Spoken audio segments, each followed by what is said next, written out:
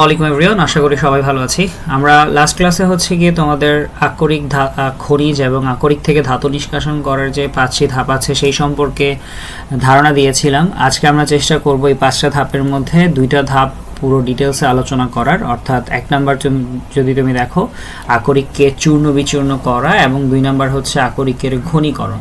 So আকরিক চূর্ণ বিচূর্ণ করাটা কি এবং কিভাবে করে সেই জিনিসটা নিয়ে আমরা আলোচনা শুরু করব। চলো দেখো, আকরিক যখন আমরা প্রকৃতিতে পাই তখন আকরিকগুলো মূলত বড় বড় শিলাখণ্ড হিসেবে থাকে। আমরা কিন্তু গত লেকচারেই তোমাদেরকে আকরিকের ছবিগুলো দেখিয়েছিলাম এবং সেই আকরিকগুলো তুমি যদি দেখে থাকো সেগুলো বড় বড় পাথরের মতো ছিল, তাই না? এই যে দেখো এখানে আমাদের পাথরের মতো দেখা যাচ্ছে। সো এইগুলা আলটিমেট ওয়েতে যখন আমরা প্রকৃতিতে পাবো, স্বাভাবিকভাবেই এদের মধ্যে আমরা বলেছিলাম অনেকগুলো অপদ্রব্য মিশ্রিত অবস্থায় থাকে। তোমার যদি কাঙ্ক্ষিত উপাদান বা তোমার প্রয়োজনীয় ধাতুটা এখান থেকে বের করে নিয়ে আসতে হয়, সংগ্রহ করতে হয়, তাহলে অবশ্যই তাকে আগে গুঁড়া করা উচিত বা পাউডারে রূপান্তরিত করা উচিত। তাছাড়া তুমি তোমার উপাদানটা এখান থেকে বেরই করতে পারবে না। তো এই জন্য আমরা বলি যে এই যে বড় বড় শিলাখণ্ডগুলো ছিল, সেই বড় বড় শিলাখণ্ডগুলোকে আমরা প্রথমে হচ্ছে মূলত একটা মেশিনের মধ্যে প্রবেশ করাচ্ছি। মেশিনটার নাম হচ্ছে জ ক্রাশার বা জো ক্রাশার। এই জ ক্রাশার বা জো ক্রাশারের মধ্যে দেওয়ার কারণে যে জিনিসটা ঘটে, এই বড় শিলাখণ্ডগুলো প্রথমে আমাদের ছোট ছোট শিলাখণ্ডে রূপান্তরিত হয়। তোমরা যদি দেখো এই যে ছোট শিলাখণ্ডে রূপান্তরিত হয়, পরবর্তীতে এই ছোট শিলাখণ্ডগুলোকে আমরা বল ক্রাশারে প্রবেশ করাই এবং বল ক্রাশারে প্রবেশ করানোর কারণে সেগুলো পাউডারে বা মিহি দানাতে রূপান্তরিত হয়। আমরা চেষ্টা করি তোমাদেরকে এই জিনিসগুলোকে একটু ভিজুয়ালাইজ করানোর। চলো আমরা এগুলোর একটু ভিডিও দেখে আসি। সো আমরা যদি একটু দেখি, চলো এখানে তুমি দেখতে পাচ্ছ এখানে একটা ভিডিও চলমান এবং এখানে এই যে এই নীল মেশিনটার দিকে যদি তুমি একটু খেয়াল করো তাহলে দেখবে এই নীল মেশিনটার মধ্যে আমাদের হিউম্যান চোয়ালের মতো বা জয়ের মতো 2টা পার্ট আছে। আমাদের যেমন হচ্ছে চোয়ালের 2টা অংশ, উপরের চোয়াল নিচের চোয়াল, এবং তার মাঝখানে আমরা মূলত আমাদের খাবার যেগুলো থাকে সেগুলোকে কেটে কেটে ছোট ছোট করি দাঁত দিয়ে বা চোয়াল দিয়ে। সেইমভাবে এখানে আমাদের এই মেশিনটার মধ্যে 2টা আলাদা অংশ থাকতেছে। এই যে এইটাকে তুমি একটা চোয়াল ডাকতে পারো, একটা জ ডাকতে পারো, এইটাকে তুমি আরেকটা জ ডাকতে পারো। এবং দেখো এটার রিয়েল যে সিনারিটা, যে উপর থেকে আমরা মূলত কি করি, পাথরগুলোকে এই 2টা চোয়ালের মাঝখানে ফেলে দেই এবং 2 চোয়ালের মাঝখানে সেটা চাপের মাধ্যমে বা 2টা চোয়াল দ্বারা আঘাতপ্রাপ্ত হয়ে মূলত ছোট ছোট টুকরাতে রূপান্তরিত হচ্ছে। এই জন্য এটাকে আমরা জ ক্রাশার, অথবা তোমাদের বই অনুযায়ী উচ্চারণটা জো ক্রাশার লেখা আছে, তোমরা যেটাই বলো। সো ওভারঅল হচ্ছে আমাদের জ ক্রাশারটা এইভাবে কাজ করে। এই যে তুমি যে যন্ত্রটা দেখতে পাচ্ছ, এটাই হচ্ছে আমাদের জ ক্রাশার, যেখানে আমরা বড় শিলাখণ্ডগুলোকে প্রবেশ করালে সেগুলো ছোট ছোট শিলাখণ্ডে রূপান্তরিত হবে।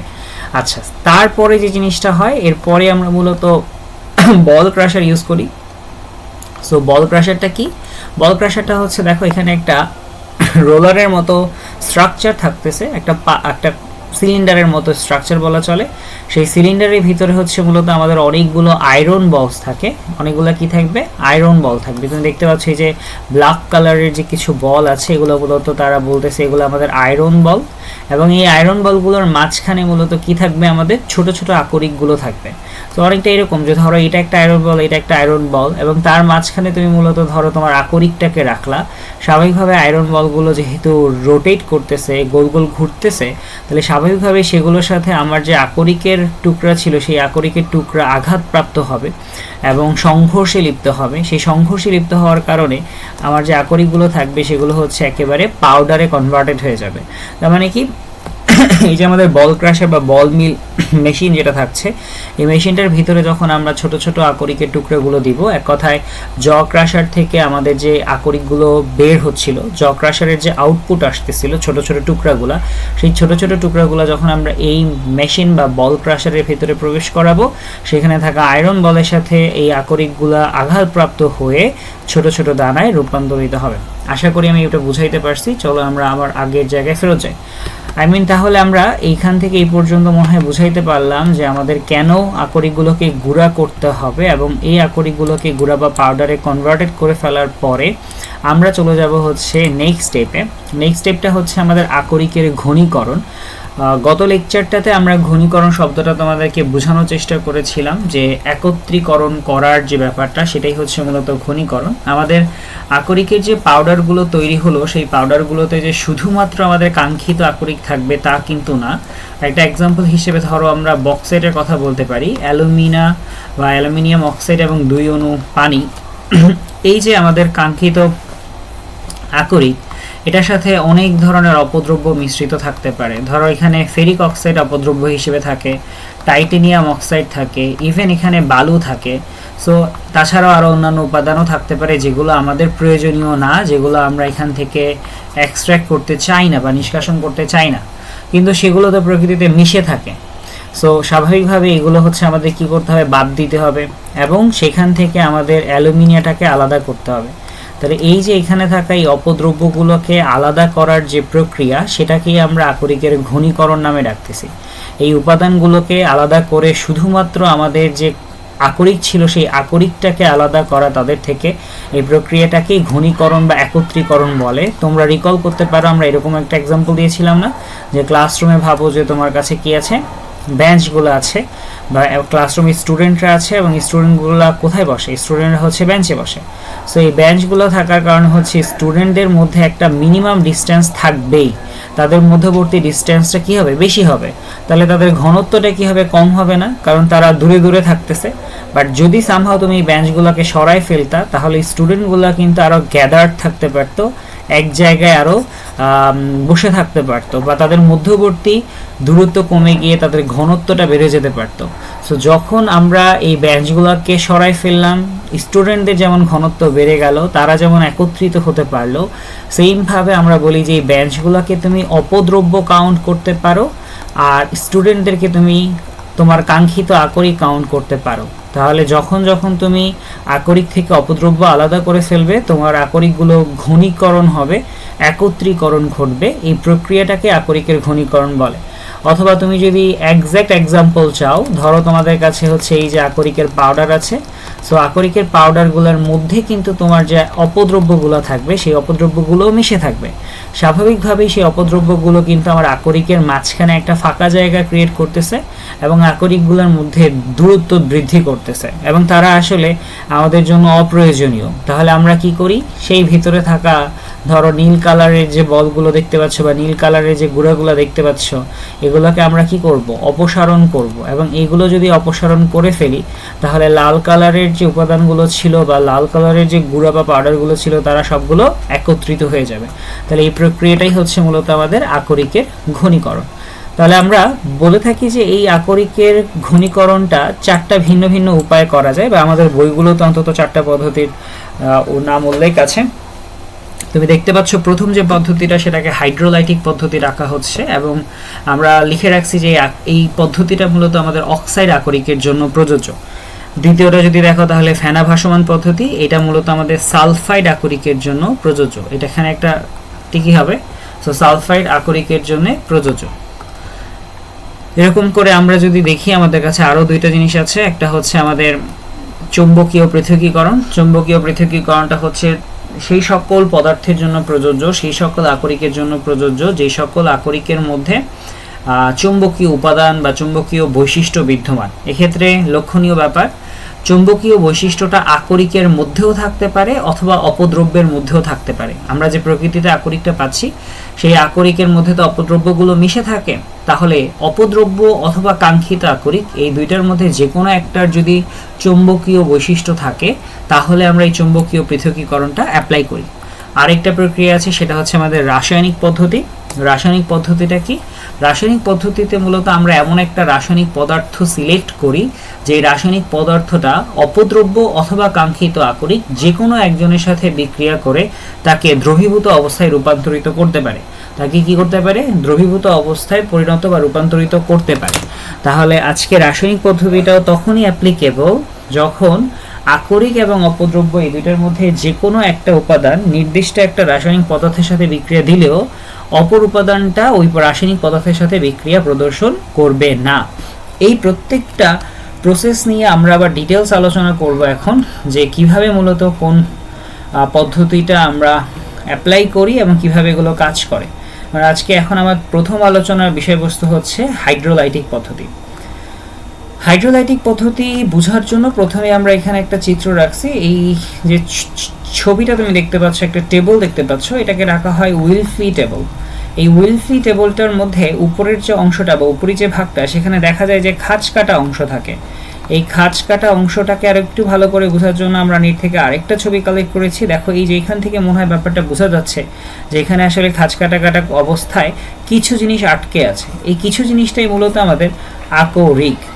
তো ঘটনা কি ঘটলো, আমরা এই উইলফি টেবলের উপরে আমাদের আকরিক আর অপদ্রব্যর যে গুঁড়া বা পাউডারটা, মিশ্রিত যে উপাদানটা, যেটা আমরা চূর্ণ বিচূর্ণ করার পরে পাই, সেই জিনিসটাকে এখানে রাখি। রাখার পর এখানে এই যান্ত্রিক উপায়ে এখানে একটা কম্পন ক্রিয়েট করা হয়, কাঁপানো হয় এই টেবলটাকে, এবং উপর থেকে পানির ফ্লো দেওয়া হয়। সেই পানির ফ্লোয়ের কারণে দেখা যায় আকরিকের যে অপদ্রব্যগুলো আছে, সেই অপদ্রব্যগুলো ধুয়ে নিচে চলে আসে এবং এখানে পড়ে যাবে। আর অন্যদিকে আমাদের যে আকরিকগুলো আছে সেগুলো আমাদের এই টেবলের খাঁজ কাটা অংশে বসে যায়। এটার পেছনের রহস্যটা হচ্ছে এইটা। আমরা বলে থাকি যে এই পদ্ধতিটা মূলত তাদের জন্য প্রযোজ্য যাদের অপদ্রব্যগুলো একটু হালকা প্রকৃতির হয়। যে সকল আকরিকের অপদ্রব্যটা একটু হালকা প্রকৃতির হয়, তাদের জন্য আমরা এই প্রসেস অ্যাপ্লাই করতে পারি। এবং সেক্ষেত্রেই মূলত অক্সাইড আকরিকের কথাটা আসলো, যে আমরা বলি ধরো অক্সাইড আকরিক কে কে ছিল আমাদের, যেমন ম্যাগনেটাইট, লিমোনাইট, হেমাটাইট। তারপর হচ্ছে আমাদের একটু আগে যে এক্সাম্পল দিলাম আমরা, ধরো অ্যালুমিনিয়াম অক্সাইড 2H2O। এই ধরনের অক্সাইড আকরিকগুলোতে যে অপদ্রব্যগুলো থাকে তারা হালকা থাকে। আর হালকা থাকলে কি হয়, পানি দিয়ে যখন তুমি তাদের মধ্যে ফ্লো দিবা, হালকা জিনিসগুলো কিন্তু ধুয়ে চলে যায়। কিভাবে, চলো আমি একটা এক্সাম্পল দিই, তাহলে তোমার ব্যাপারটা অনেকটাই ক্লিয়ার হয়ে যাবে। ধরো তোমার কাছে পাথর, ইট এবং হচ্ছে গিয়ে আমাদের বালুর একটা মিক্সচার আছে। আচ্ছা, ধরো এই মিশ্রণের মধ্যে দিয়ে যদি আমরা তাহলে আজকে পানির ফ্লো দেই, এর মধ্যে দিয়ে যদি পানি প্রবাহিত করি, তাহলে কে ধুয়ে চলে যাবে আর কে বসে থাকবে বলো তো? অবশ্যই আমাদের যে বালুগুলো ছিল, সেই বালুগুলো হচ্ছে পানির সাথে প্রবাহিত হয়ে সামনের দিকে চলে যাবে, কিন্তু ইট আর পাথর যেটা থাকবে সেটা কিন্তু এক জায়গায় পড়ে থাকবে। তাহলে যে ঘটনাটা ঘটতেছে আমাদের, আমরা প্র্যাকটিক্যাল একটা এক্সাম্পল পেলাম যে হালকা যে জিনিসগুলো থাকে সেই জিনিসগুলো সবার আগে ধুয়ে চলে যায়, এবং ভারী যে জিনিসগুলো সেগুলো চুপচাপ এক জায়গায় পড়ে থাকে। তাহলে এই যে আমরা একটু আগে যে বললাম, আমাদের এই উইলফি টেবলের যখন আমরা আকরিকের গুঁড়াগুলোকে রাখবো, ভারী জিনিসগুলো খাঁজের নিচে পড়ে যাবে, আর হালকা জিনিসগুলো মূলত প্রবাহিত হয়ে সামনের দিকে ধুয়ে চলে যাবে। তাহলে এই পদ্ধতিটা কাদের জন্য অ্যাপ্লিকেবল? অক্সাইড আকরিকগুলোর জন্য, কারণ অক্সাইড আকরিকগুলোর মধ্যে যে অপদ্রব্যগুলো থাকে সেগুলো হালকা প্রকৃতির হয় এবং সেগুলো পানি প্রবাহের সাথে চলে যাচ্ছে। সেকেন্ড যে পদ্ধতিটা তুমি দেখতে পাচ্ছ সেটা হচ্ছে ফেনা ভাসমান পদ্ধতি, যেটা মূলত আমাদের সালফাইড আকরিকের জন্য প্রযোজ্য। ফ্রথ ফ্লোটেশন মেথডটা আসলে কি সেটা বোঝার জন্য আমরা এখানে আরেকটা ছবি কালেক্ট করেছি নেট থেকে। তুমি যদি একটু খেয়াল করে দেখো, এই ছবিটার মধ্যে আসলে মূলত আমাদের কি আসতেছে। দেখো, এই জিনিসটা বোঝার আগে আমাদের একটা ছোট্ট কনসেপ্ট আছে। ছোট্ট কনসেপ্টটা হচ্ছে এইটা, তুমি দেখবা যে আমরা প্রায় একটা কথা বলি যে তেল আর পানিতে বা জলে কখনো মিশ্রিত হয় না বা মিশ খায় না। ব্যাপারটা এরকম করে বলা হয় না যে আমি আজকে পানি নেই এবং পানির মধ্যে যদি বাইরে থেকে হচ্ছে গিয়ে কাকে দিয়ে দেই, অনেকগুলো তেল দিয়ে দেই, পানির মধ্যে বাইরে থেকে যদি তেল দিয়ে দেই, তাহলে তেল কি পানির সাথে মিশে যায়? না। তেল কি করে, পানির উপরে একটা আস্তরণ তৈরি করে, একটা লেয়ার তৈরি করে।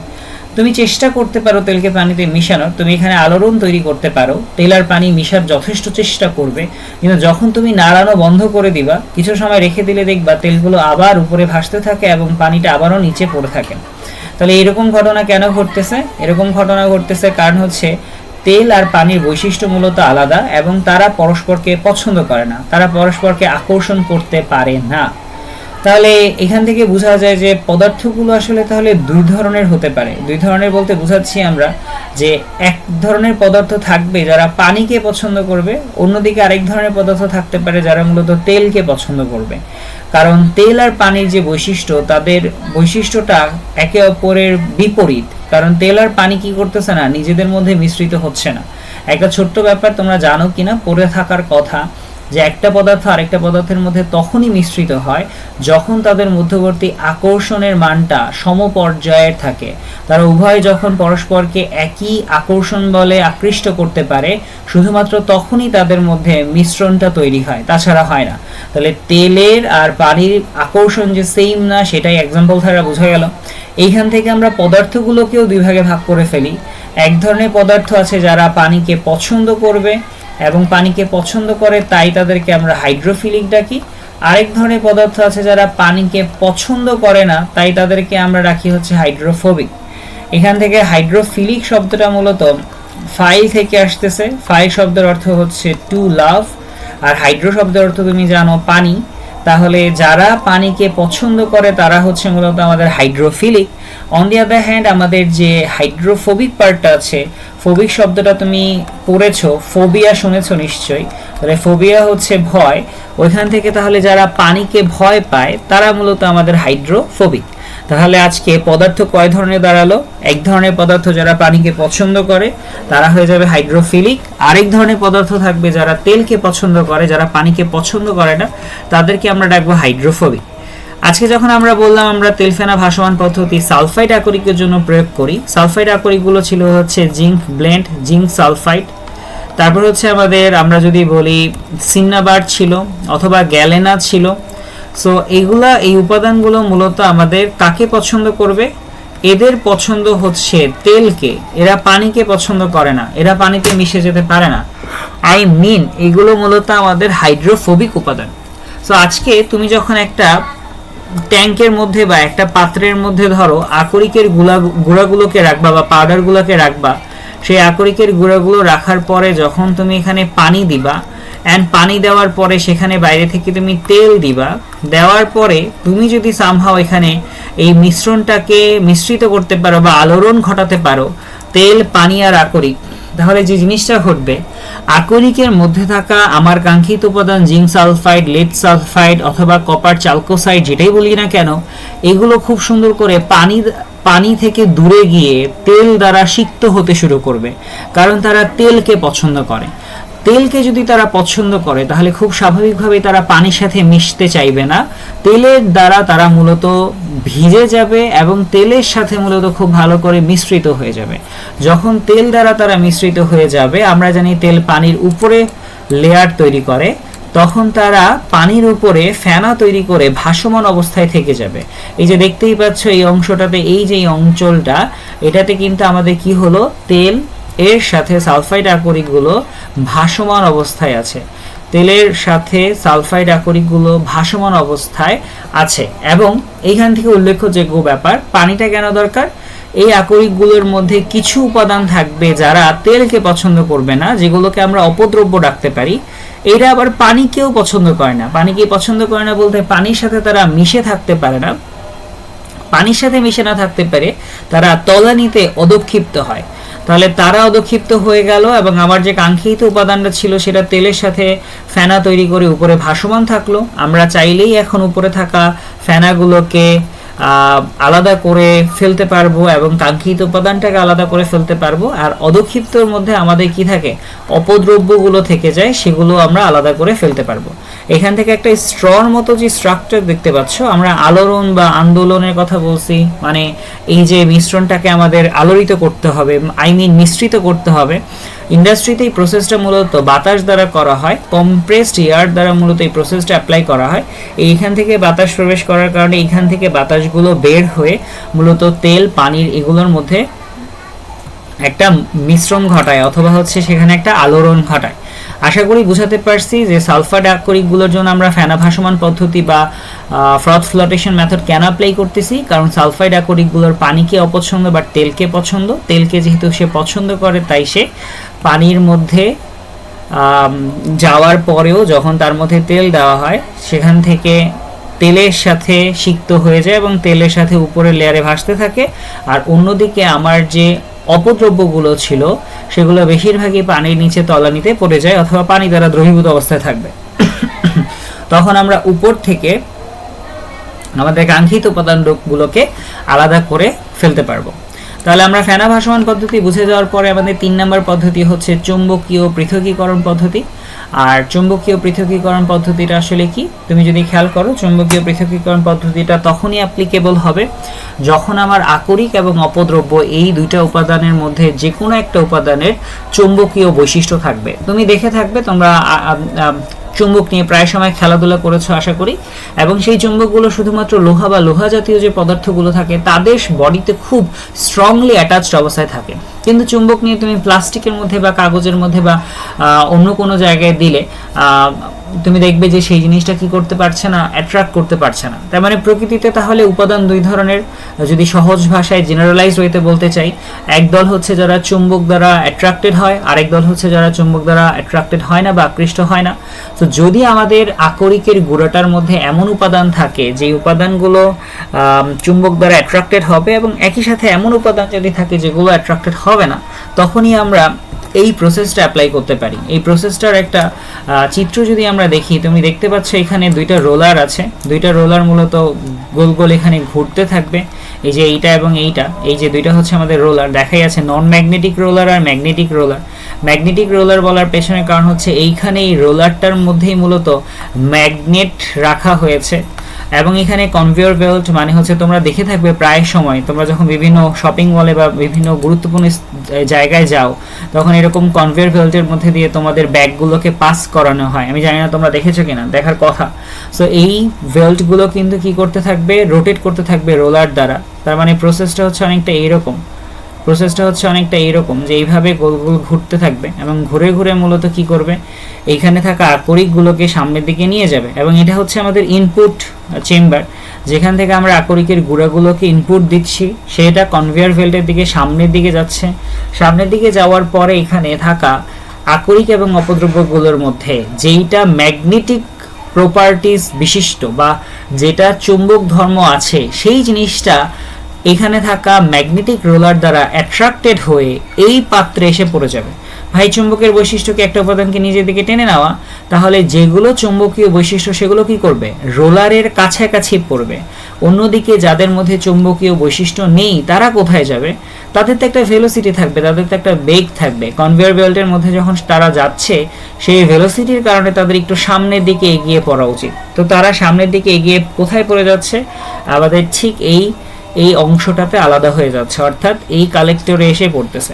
তাহলে যারা চুম্বকীয় ধর্ম বিশিষ্ট তারা রোলারের ম্যাগনেটিক প্রপার্টিজের কারণে রোলারের কাছাকাছি গিয়ে পড়ে যায়, আর অন্যদিকে যাদের চুম্বকীয় বৈশিষ্ট্য নাই তারা একটু দূরে গিয়ে আপতিত হয়। দিস ইজ হাউ আমরা মূলত চুম্বকীয় পদ্ধতিটা অ্যাপ্লাই করে আকরিক এবং অপদ্রব্য দুইটাকে আলাদা করে ফেলি।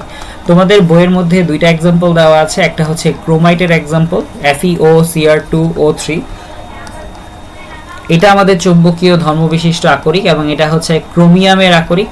আমরা মনে হয় এর আগের ক্লাসেও বলেছিলাম ক্রোমিয়ামের আকরিক। অন্যদিকে আরেকটা আকরিক হচ্ছে আমাদের রুটাইল, সেই রুটাইলটা হচ্ছে আমাদের টাইটেনিয়াম অক্সাইড অর্থাৎ টাইটেনিয়াম মৌলটার আকরিক। এদের দুজনেরই কি আছে, চুম্বকীয় বৈশিষ্ট্য আছে। এগুলো একটু মুখস্থের মতো রাখতে হবে তোমাদের। এবার আমরা চলে আসি একেবারে লাস্টে, আমাদের রাসায়নিক পদ্ধতি। আমরা বলেছিলাম রাসায়নিক পদ্ধতি আমরা তখন অ্যাপ্লাই করি যখন হচ্ছে গিয়ে আমাদের অপদ্রব্য এবং আকরিক এই দুইটার মধ্যে যে কোনো একটা উপাদান নির্দিষ্ট একটা রাসায়নিক পদার্থের সাথে বিক্রিয়া দিলেও অন্য আরেকটা উপাদান কি করবে না, বিক্রিয়াটা দিবে না। এখানে আমরা জিনিসটাকে আরেকটু গুছিয়ে লিখছি। দেখো, এই পদ্ধতিতে এমন একটা রাসায়নিক পদার্থ, সেটা হতে পারে অ্যাসিড, ক্ষার অথবা অন্য কোনো পদার্থ ব্যবহার করব যা আকরিক বা খনিজ মল যে কোনো একটির সাথে বিক্রিয়া করবে, এবং সেই রাসায়নিক পদার্থটা দ্বারা যখন আমরা বিক্রিয়াটা দিব তখন দেখা যাবে কি, সেখান থেকে আমরা আমাদের কাঙ্ক্ষিত উপাদানটাকে আলাদা করতে পারবো। এখানে পুরোটা প্রসেস আমি লিখে রাখছি। দেখো, এখানে বলা হয়েছে যে এই পদ্ধতিতে আকরিক চূর্ণের সাথে এমন একটা রাসায়নিক পদার্থ যোগ করা হবে যা আকরিক চূর্ণের মধ্যে থাকা আকরিক পদার্থের সাথে বিক্রিয়া করে আকরিককে দ্রবীভূত করতে পারলেও আকরিকের মধ্যে থাকা খনিজ মলগুলোর সাথে বিক্রিয়ায় অংশগ্রহণ করে না এবং তাদেরকে দ্রবীভূত করে না। তার মানে এখান থেকে আমরা আমাদের বইগুলোতে যে এক্সাম্পলগুলো পাচ্ছি বা যে এক্সাম্পলটা পেয়েছি, সেখানে দেখা গেল আমরা এমন একটা পদার্থকে যোগ করলাম যেটা আকরিকের সাথে ভালো করে মিশ্রিত হয়ে গেল এবং তাকে দ্রবীভূত করলো, কিন্তু খনিজ মলের সাথে বিক্রিয়া করলো না। এবং এটার অপোজিটটাও থাকতে পারে। আমাদের বইয়ের বাইরের এক্সাম্পল নাই, তাই আমরা বইয়েরটা নিয়ে কথা বলতেছি। এবং এখানে আমরা কোন কোন উপাদান নিতে পারি সেটা তো ক্যাটাগরি বললামই, সেটা অ্যাসিড হতে পারতো, ক্ষারক হতে পারতো। যেমন আমাদের বই অনুযায়ী আমরা সোডিয়াম হাইড্রোক্সাইডকে পিক করেছি, তার মানে সে একটা ক্ষারক। সো বক্সাইট আকরিক যা কিনা মূলত অ্যালুমিনিয়ামের আকরিক, সেই আকরিক থেকে যখন আমরা ধাতু নিষ্কাশন করি তখন আকরিক চূর্ণের মধ্যে কিছু খনিজ মল থাকে। তার মানে আজকে আমরা যখন আলটিমেট ওয়েতে একটা পাত্রের মধ্যে হচ্ছে কি করতেছি, বক্সাইট রাখতেছি Al2O3 2H2O, সেটার মধ্যে একই সাথে মূলত আমাদের কি থাকবে, ফেরিক অক্সাইড থাকবে এবং টাইটানিয়াম অক্সাইড থাকবে। সো এইগুলো হচ্ছে আমাদের অপদ্রব্য। এই অপদ্রব্যগুলো হচ্ছে কি করবে না, সোডিয়াম হাইড্রোক্সাইডের সাথে বিক্রিয়া প্রদর্শন করবে না, বাট এই বক্সাইড কি করবে, সোডিয়াম হাইড্রোক্সাইডের সাথে বিক্রিয়া প্রদর্শন করবে। তাহলে কি ঘটনা ঘটতেছে, যখন এই বক্সাইড সোডিয়াম হাইড্রোক্সাইডের প্রেজেন্স পায়, সেই সোডিয়াম হাইড্রোক্সাইডের সাথে সে বিক্রিয়া করে দ্রবীভূত হয়ে যায়, পানিতে সে দ্রবণীয় একটা উপাদান তৈরি করে। কিন্তু অন্যদিকে ফেরিক অক্সাইড এবং টাইটানিয়াম অক্সাইড যেগুলো, সেগুলো তো এগুলোর সাথে বিক্রিয়া করবে না বা সোডিয়াম হাইড্রোক্সাইডের সাথে বিক্রিয়া করবে না, ফলে সে অদ্রবীভূত থেকে যাবে এবং তলানিতে জমা হবে। আমরা সহজেই তাকে কি করতে পারবো, মিশ্রণ থেকে আলাদা করে ফেলতে পারবো। যে তোমরা দেখতে পাচ্ছ যে অ্যালুমিনিয়াম অক্সাইড 2H2 এর মধ্যে যখন তুমি সোডিয়াম হাইড্রোক্সাইড দিয়ে দিবে, সেই সোডিয়াম হাইড্রোক্সাইডের সাথে এটা বিক্রিয়া করে একটা special kind of compound create করে। যেমন এই যৌগটার নাম হচ্ছে সোডিয়াম অ্যালুমিনেট। এটার নাম কি, সোডিয়াম অ্যালুমিনেট। এই জিনিসগুলো আমাদের কাছে একটু কঠিন লাগবে, একটু জটিল লাগবে, তবে আমাদের যে করেই হোক এই জিনিসগুলো একটু মাথায় রাখতে হবে। এবং এই বিক্রিয়াগুলোর ক্ষেত্রে তোমাদের এক ধরনের মাইন্ডসেট খুবই ইম্পর্টেন্ট। আমাদের এই কাছে এই বিক্রিয়াগুলো একটু কঠিন লাগে, কারণ এই বিক্রিয়াগুলোতে ডান পাশে কি তৈরি হচ্ছে সেটা না আমরা আসলে গেস করতে পারি না, এবং গেস না করতে পারার কারণও আছে। কারণ প্রকৃতিতে যে বিক্রিয়াগুলো থাকে সেই বিক্রিয়াগুলো আসলে আমাদের অ্যাজাম্পশন বা গেসের উপর চলে না। প্রকৃতিতে একটা বিক্রিয়া আগে সংঘটিত হয়, পরবর্তীতে আমরা সেই বিক্রিয়াগুলোকে নিয়ে অ্যানালাইসিস করি এবং কারণ দাঁড় করানোর চেষ্টা করি যে কেন সেই বিক্রিয়াটা সংঘটিত হয়েছে। এমন কিন্তু হয় না যে আমরা আসলে বলে দিলাম একটা বিক্রিয়া সংঘটিত হবে এবং সেটাই হয়ে গেল। ব্যাপারটা হয় কি, যে আমরা অনেকগুলো বিক্রিয়া রেকর্ড করার পরে কিছু জেনারেল আইডিয়া পাই, সেই জেনারেল আইডিয়াগুলোর উপর ভিত্তি করে আমরা একটা অ্যাজাম্পশন তৈরি করি এবং সেই অ্যাজাম্পশনগুলো বেশিরভাগ রিয়াকশনের সাথে মিলে যায়। তবে সব সময় এই জিনিসটা মিলবে না, এবং এই জিনিসটা মাথায় রেখে আমাদের সামনে এগিয়ে যেতে হবে। অর্থাৎ আমাদের বিক্রিয়াগুলো পড়ার সময় এই সেন্সটা ক্রিয়েট করতেই হবে যে ডান পাশে যে উৎপাদটা তৈরি হচ্ছে এটা সবসময় আমার মনের মতো সহজ যৌগ তৈরি হবে না। প্রকৃতিতে যেই যৌগটা তৈরি হবে সেই যৌগটাকে আমার আত্মস্থ করতে হবে, আদারওয়াইজ আমি বিক্রিয়া লিখতে পারবো না। যেমন এই যে রিয়াকশনের ডান পাশে আসলে কি তৈরি হচ্ছে এটা তো আলটিমেটলি তুমি আর আমি ডিসাইড করতেছি না, এটা তো প্রকৃতি ডিসাইড করতেছে। এটা তো এমন একটা কম্পাউন্ড হবে যেটা আসলে স্টেবল একটা পদার্থ আসতেছে দুইটার মিশ্রণের ফলে। সো তোমাকে আগে এটা জেনে রাখতে হবে যে প্রকৃতিতে কি তৈরি হয়, পরে তুমি এটাকে সহজ করার জন্য অনেক প্রসেস অ্যাপ্লাই করতে পারো, কিন্তু তোমার মুখস্থ কিন্তু করতেই হচ্ছে। যেমন এই যে সোডিয়াম অ্যালুমিনেটের যে কথাটা আমরা বললাম, সোডিয়াম অ্যালুমিনেটের মতো আরও বেশ কিছু যৌগ আছে। যেমন এইখানে সোডিয়াম জিঙ্কেট বলে একটা যৌগ আছে, এটা একটা লবণ সোডিয়াম অ্যালুমিনেট যেমন, অথবা সোডিয়াম বেরিলেট বলে একটা যৌগ আছে। সো এখান থেকে আমাদের মূলত ব্যাপারটাকে বোঝার জন্য আমরা যেটা করতে পারি, সোডিয়াম অ্যালুমিনেটের মধ্যে দুইটা আলাদা আয়ন থাকে, সোডিয়াম প্লাস থাকে আর অ্যালুমিনেট থাকে। সোডিয়াম জিঙ্কেটের মধ্যে সোডিয়াম প্লাস থাকে দুইটা, আর জিঙ্কেটটা হচ্ছে এটা জিঙ্ক O2 মাইনাস, সেম ভাবে 2 মাইনাস। সো এইরকম করে আমরা বাকিটাও যদি দেখি বেরিলেটের ক্ষেত্রে একই ঘটনা, যে সোডিয়াম প্লাস আসবে দুইটা আর BeO2 2 মাইনাস আসবে। সো একটা প্যাটার্ন তুমি দেখতে পাচ্ছ কিনা, আমি অ্যালুমিনেট বললাম, জিঙ্কেট বললাম, বেরিলেট বললাম, তাদের নামের মধ্যে যে জিনিসটা ঘটলো, যদি কোনো ধাতুর নামের সাথে শেষে আম থাকে সেই আমটা তুমি বাদ দিচ্ছ এবং শেষে এর যুক্ত করছো। তাহলে অ্যালুমিনি আমটা বাদ দিয়ে আমরা অ্যালুমিনি, তার সাথে এর যুক্ত করলে অ্যালুমিনেট, এই আয়নটার নাম হয়ে যাচ্ছে অ্যালুমিনেট। আবার এটাকে আমরা যদি বলি জিঙ্কের সাথে এর যুক্ত করে জিঙ্কেট, এবং এইটাকে আমরা ডাকলাম কি, বেরিলিয়ামের থেকে আম বাদ দিয়ে তার সাথে এর যুক্ত করে বেরিলেট। সো এইগুলো হচ্ছে এক ধরনের আমার আয়নের ক্যাটাগরি, যেখানে তুমি দেখতে পাচ্ছ একটা কমন বৈশিষ্ট্য প্রদর্শিত হচ্ছে, অক্সিজেন অলওয়েজ দুইটা করে থাকতেছে।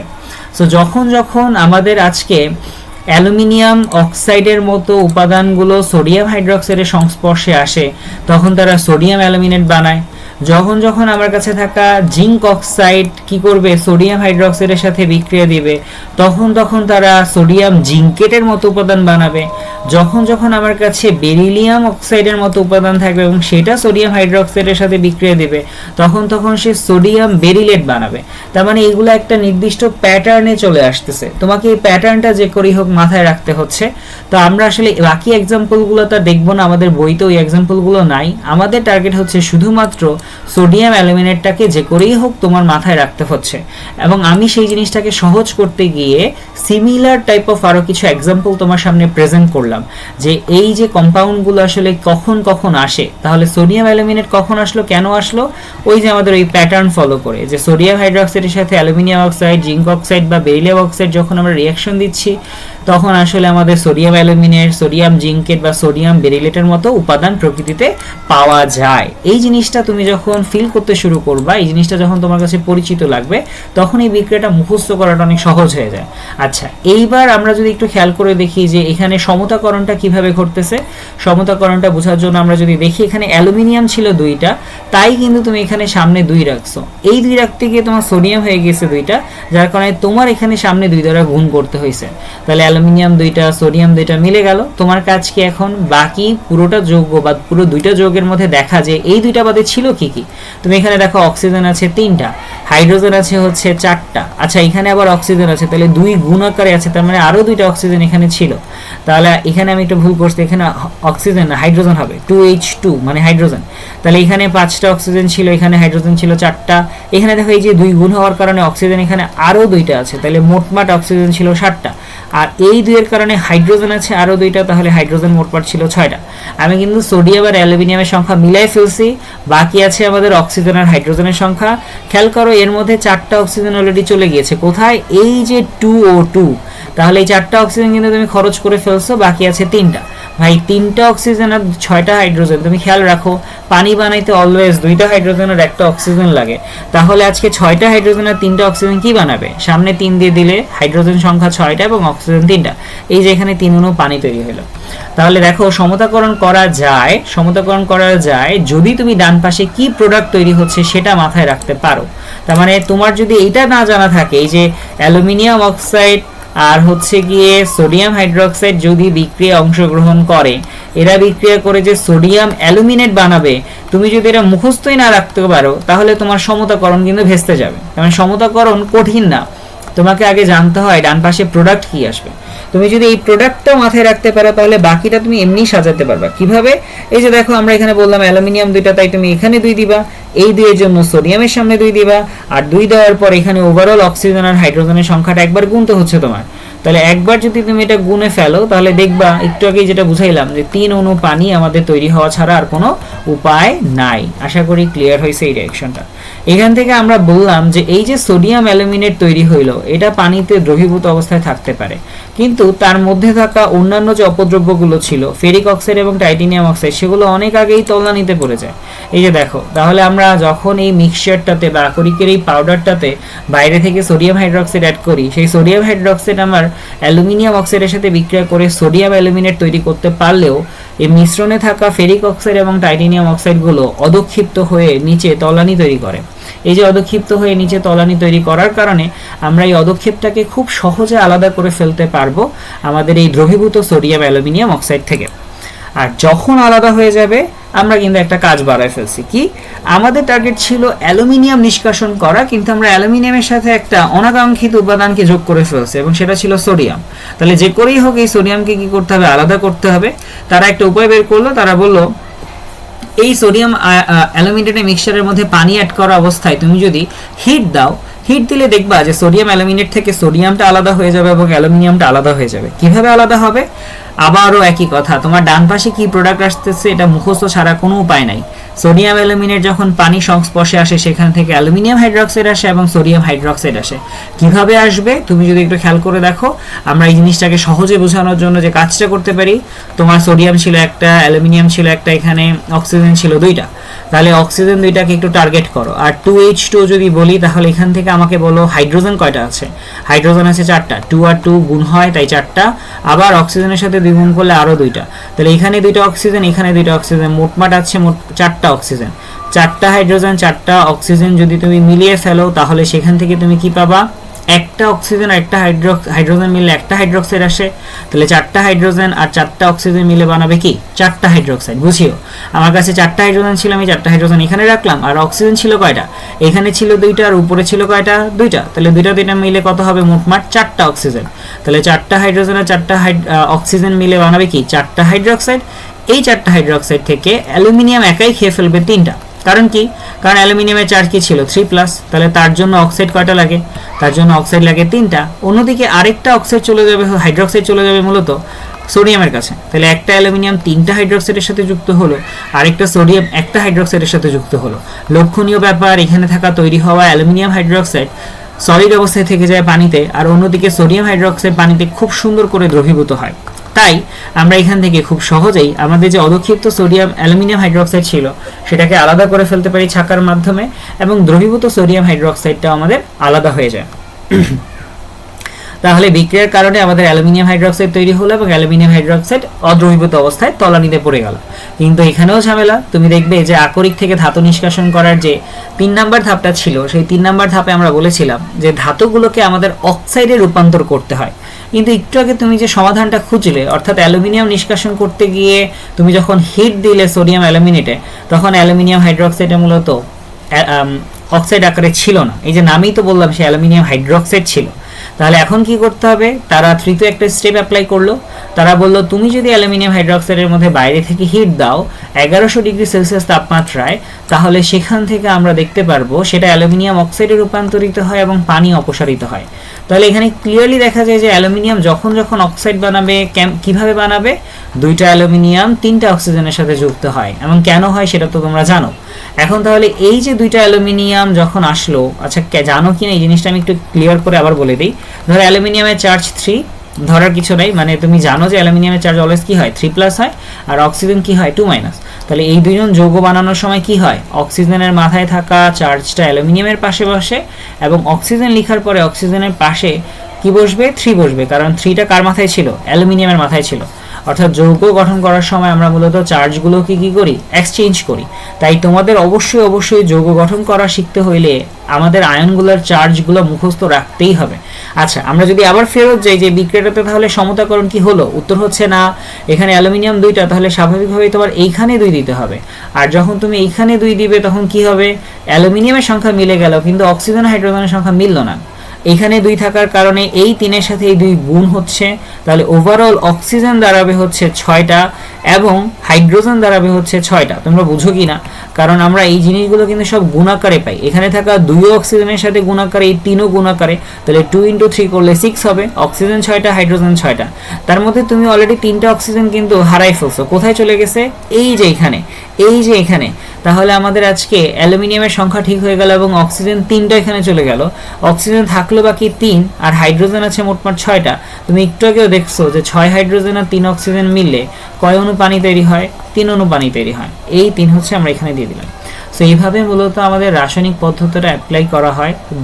2 থেকে 3 ধাপের মাধ্যমে আমরা রাসায়নিক পদার্থ দ্বারা বিক্রিয়া দেওয়ার কারণে এমন অপদ্রব্য যেগুলো হচ্ছে রাসায়নিক পদার্থের সাথে বিক্রিয়া করবে না, তারা আমাদের অদ্রবীভূত অবস্থায় থেকে যায়, তাদেরকে ছেঁকে আলাদা করা যায়, এবং পরবর্তীতে আমাদের যে কাঙ্ক্ষিত উপাদানটা সেটাকেও আলাদা করার জন্য আমরা ফার্দার হিট দিয়ে থাকি, এবং হিট দেওয়ার মাধ্যমে সেগুলো কি হয়ে যায়, আমাদের আলাদা হয়ে যাচ্ছে। তাহলে এই ছিল ওভারঅল আমাদের আকরিকের ঘনীকরণ। নেক্সট ক্লাসে তোমরা শিখতে পারবে হচ্ছে কিভাবে আমরা ঘনীকৃত আকরিককে অক্সাইডে রূপান্তর করি। এই যে দেখো লিখে রাখছি, আমরা ঘনীকৃত আকরিককে অক্সাইডে রূপান্তর করার 2টা আলাদা প্রসেস আছে, একটা হচ্ছে হর্ষীকরণ আর একটা কি আমাদের তাপচারণ। নেক্সট ক্লাস করার জন্য সবাইকে স্বাগতম জানিয়ে রাখলাম। আজকে এই পর্যন্তই থাকলো। আসসালামু আলাইকুম।